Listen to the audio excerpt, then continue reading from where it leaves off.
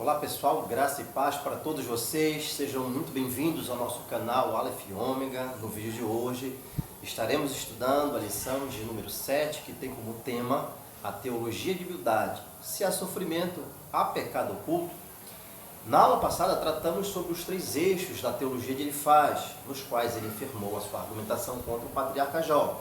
Se você ainda não assistiu à aula de número 6, que tem como título a teologia de Elifaz, só os pecadores sofrem, e quer ficar um pouco mais por dentro de assuntos, como por exemplo, apenas os que desagradam a Deus sofrem, ou a teologia de Elifaz era totalmente verdadeira, então é só clicar no card aqui em cima e curtir a nossa aula. Já no vídeo de hoje, continuaremos tratando sobre a teologia da justiça retributiva, bem como sobre a tradição religiosa, e também falaremos sobre a grandeza divina nos diálogos de Jó com seu segundo amigo, Bildad. E para começarmos, nada melhor do que abordarmos uma expressão que nos chama a atenção e que está exatamente aqui, dentro da leitura, do contexto da leitura bíblica em classe. O versículo 1 do capítulo 8 é a quarta passagem de transição das 25 existentes em todo o livro. Uma passagem de transição é um ou mais versículos introdutórios dos discursos de cada um dos personagens que aparece na porção poética do livro. E estas passagens, ainda que apareçam na porção poética, estão escritas em prosa narrativa. Bom, e exatamente aqui que aparece o segundo dos três amigos de Jó para dar o seu conselho. No hebraico, seu nome é Bildad, que pode significar filho da contenção ou amor confuso.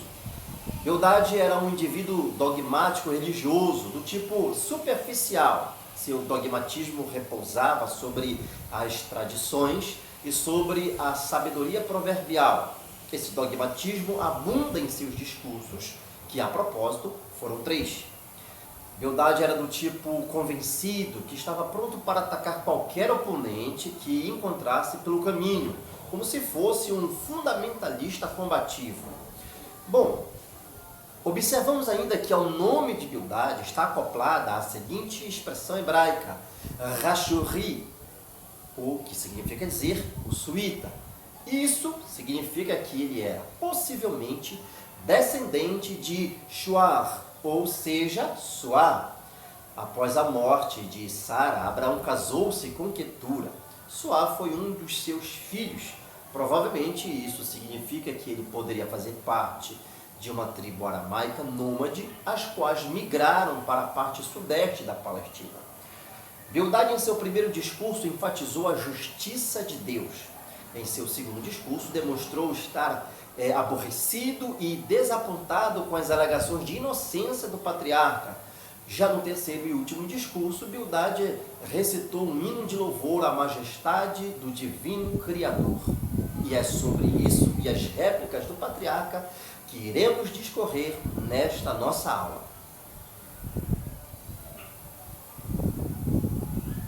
Bom, continuamos com a sessão poética iniciada no capítulo 3. Sessão essa que trata das séries de discursos dos três amigos de Jó. Essa sessão se estende até o capítulo 31. Os amigos de Jó, nesta sessão, falaram cada um por sua vez e três vezes, com exceção do terceiro amigo, Zofar, que falou pela terceira vez, que não falou pela terceira vez. Por sua vez, Jó deu resposta a todos eles. A teologia dos amigos de Jó demonstram possuir uma mesma direção. Todos defendem um tipo de justiça retributiva que tem como consequência final a recompensa dos bons e o castigo dos maus. Seus amigos continuavam a tocar a mesma antiga música. Para eles, a lei moral da colheita, segundo a semeadura, resolveria cada caso de sofrimento, inclusive o do patriarca. Eles transmitiram essencialmente a mesma mensagem. Os sofrimentos de Jó resultavam de seus pecados, dos quais ele precisava se arrepender. As ideias dos três amigos de Jó eram parciais e algumas vezes completamente erradas. E por isso, sua teologia inadequada não solucionou o problema do mal, nem especificamente porque Jó, um homem inocente, sofria. A posição de Bildade era essencialmente a mesma que a de Elifaz, mas seu ataque era inspirado por uma ira escaldante contra a insolência e a irreverência de Jó, demonstrados no capítulo 7, segundo a ótica de Bildade. Na defesa de sua tese, Bildade desenvolve o seu argumento teológico, primeiramente, com ênfase centrada no caráter de Deus. Em segundo lugar, na defesa da moralidade tradicional. E, em terceiro lugar, na exaltação da onipotência divina. Portanto, nesta aula estudaremos sobre a teologia do segundo amigo de Jó, Bildade. Muito bem, já vimos na introdução que a teologia de Bildade possui semelhanças com a de seu amigo Elifaz. Bildade acreditava que Jó está sendo punido pelo pecado que cometeu e por isso está convencido de que os argumentos de Jó não passavam de palavras ao vento. Bildade entendia que ao agir assim, querendo atribuir a Deus o mal que lhe sobrevinha, Jó estaria, na verdade, acusando o Senhor de ser injusto. Bildade ignorou o mistério do sofrimento dos inocentes com uma pergunta retórica. E em seguida, sua ira o inspirou a mostrar-se muito mais cruel. Elifaz ainda demonstrou uma certa simpatia, né? Mas Bildade feriu Jó com sua adaga teológica exatamente onde sabia que ele feriria muito mais profundo. Onde? No coração de um pai cujos filhos tinham morrido. Nesse texto, Bildade causa mais dor e sofrimento a Jó quando envolve os seus filhos na sua argumentação. Ele estava convencido de que isso só aconteceu porque as ações pecaminosas deles haviam transbordado. Dessa forma, para Bildade, Deus foi totalmente justo em tê-los matado. Bildade mesmo lembrou que Jó intercedia pelos seus filhos e que os santificava de tempos em tempos. Bildade então reafirma a repetitiva doutrina da retribuição, que é um princípio da lei de causa e efeito. Se Jó fosse puro e reto, então a misericórdia divina poria fim a seus intensos sofrimentos. Se Jó se arrependesse, teria feito o seu papel, então Deus faria a parte dele e curaria Jó. A ideia é que as ações, quando feitas corretamente, produzem méritos diante de Deus. Havia, portanto, na fala de Bildade, um tipo de meritocracia humana no processo de justificação diante de Deus. O problema com essa argumentação é que ela insiste na culpa de Jó, mas que o texto deixa claro que era Jó um homem íntegro, reto, temente a Deus e que se desviava do mal. Bildade traz consigo uma compreensão incompleta e limitada da natureza de Deus, o que faz com que ele pense que o sofrimento de Jó seja a consequência de um pecado oculto. Contrariamente ao pensamento de Bildade, Jó estava convencido de que já vivia uma vida reta diante de Deus. A insistência de Bildade para que ele buscasse a pureza e a retidão soava como uma forma de autopurificação, e isso para Jó não passava de presunção. O seu amigo insistia que o seu sofrimento era consequência de um pecado não confessado, enquanto a experiência de Jó dizia-lhe que isso não era verdade. Isso deixa claro que nem sempre o sofrimento é fruto de uma imperfeição moral ou resultado de um pecado pessoal. E esse era o caso do patriarca.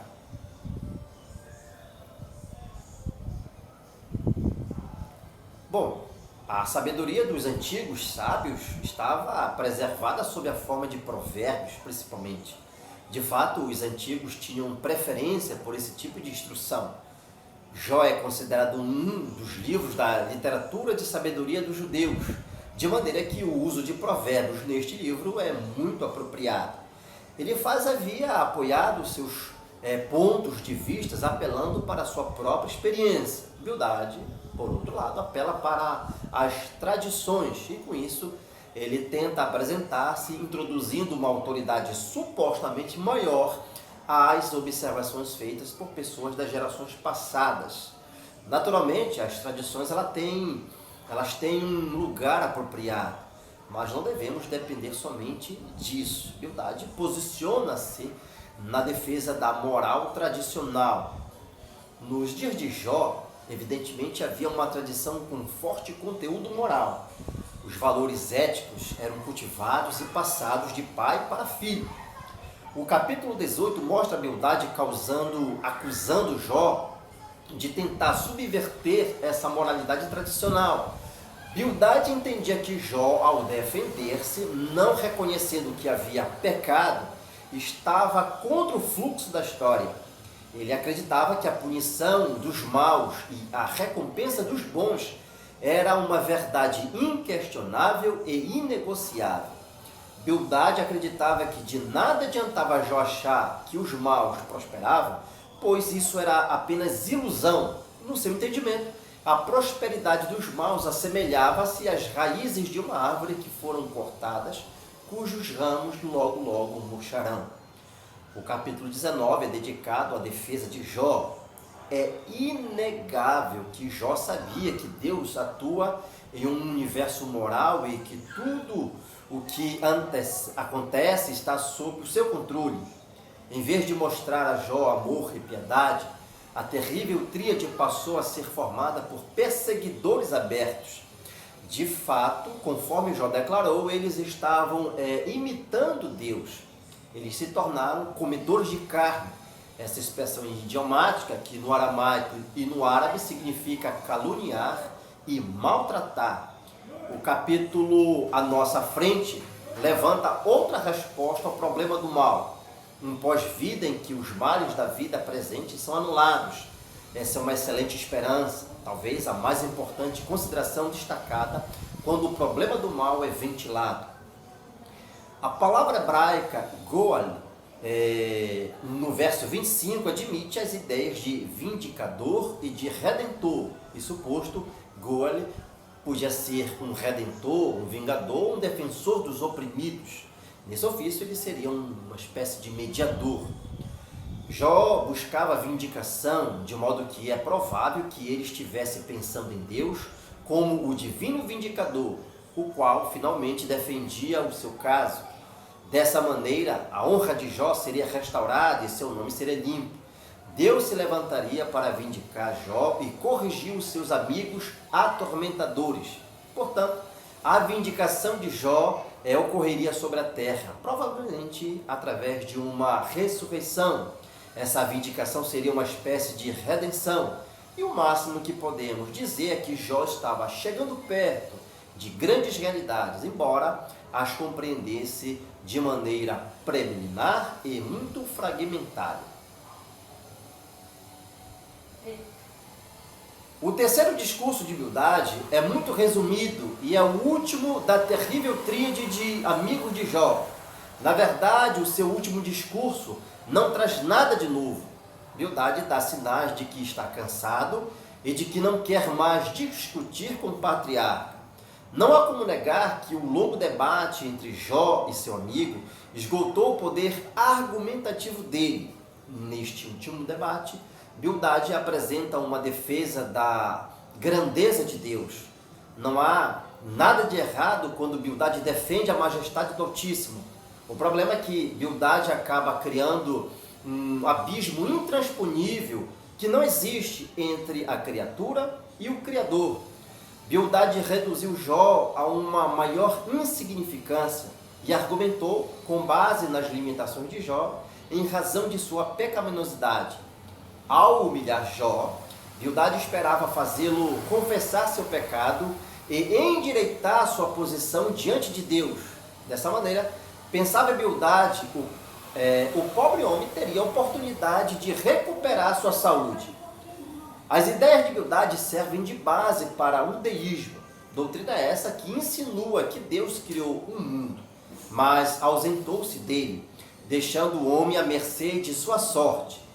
Quando examinamos os 6 capítulos, que supostamente contêm a terceira resposta ao terceiro discurso de Bildade, parece mais uma colcha de retalhos do que uma réplica estudada a um único discurso.